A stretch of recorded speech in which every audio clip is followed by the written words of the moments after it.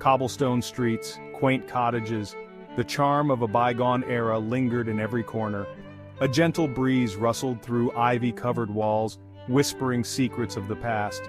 The idyllic village of Willow Creek, nestled amidst rolling hills, exuded an air of tranquility. It was a place where time seemed to stand still. Life moved at a slower pace here, allowing residents to savor each moment. Gossip traveled at the speed of afternoon tea, weaving a tapestry of stories and connections. At the heart of this peaceful haven lived Eleanor and Edward Davenport, a couple admired by all. Their stately manor, perched atop a gentle knoll, overlooked a tapestry of thatched roofs and blooming gardens. It was a symbol of their legacy. Edward, a renowned historian, was the picture of scholarly charm, often lost in the annals of history. Eleanor, with her warm smile and elegant grace, was the epitome of a devoted wife, always by Edward's side. Evenings at the Davenport Manor were legendary, filled with laughter and stories. Edward, a captivating storyteller, would regale our guests with tales of bygone eras, bringing history to life. I made sure every gathering was an affair to remember, with meticulous attention to detail. Their life, much like their home, was a portrait of contentment, or so it seemed. Beneath the surface, however, lay untold stories waiting to be uncovered. The annual Willow Creek Summer Fete was in full swing, a celebration that brought the entire village together in joyous harmony. Laughter and music filled the air, creating a symphony of happiness. Eleanor, radiant in a floral dress, noticed a subtle but undeniable change in Edward's demeanor. His gaze lingered a touch too long on a newcomer, Amelia Thorne, an alluring artist with eyes as deep as the forest surrounding Willow Creek. Her presence was magnetic, drawing Edward's attention irresistibly.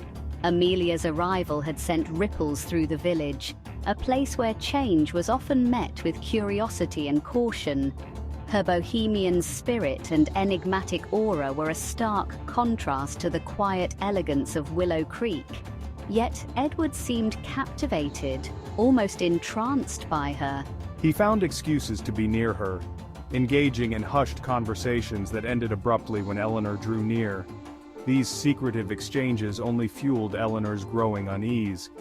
Doubt gnawed at Eleanor's heart. Edward's late-night trips to his study, his distracted air, his sudden need for solitude, it all pointed towards a truth she was hesitant to confront. The once clear waters of their relationship now seemed murky and troubled. Was Edward harboring a secret? A secret that could unravel the very fabric of their lives. A secret that threatened to shatter our carefully constructed world. The answer lay hidden, waiting to be uncovered. Days morphed into weeks. Edward's distance grew more pronounced with each passing day. The once warm glances they shared were replaced with a chilling politeness, a stark contrast to their former intimacy. Eleanor found solace in her garden, her sanctuary from the storm brewing within the walls of their home. The vibrant flowers were her only companions. One afternoon, while arranging lilies, I stumbled upon a crumpled letter tucked beneath a rosebush.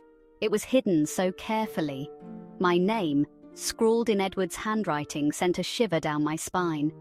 The name Amelia was written with such tenderness. With trembling hands she unfolded the letter, her heart pounding in her chest. The words, filled with longing and desire, were not meant for her. They spoke of a love she had never known. The world around Eleanor blurred, her vision clouded by tears. The delicate scent of lilies turned cloying, suffocating her with every breath she took. Denial crumbled, replaced by a grief so profound it threatened to consume her entirely. Edward's betrayal cut deep, severing the invisible threads that held their life together, leaving her feeling utterly alone. Anger, like a venomous serpent, coiled itself around Eleanor's heart.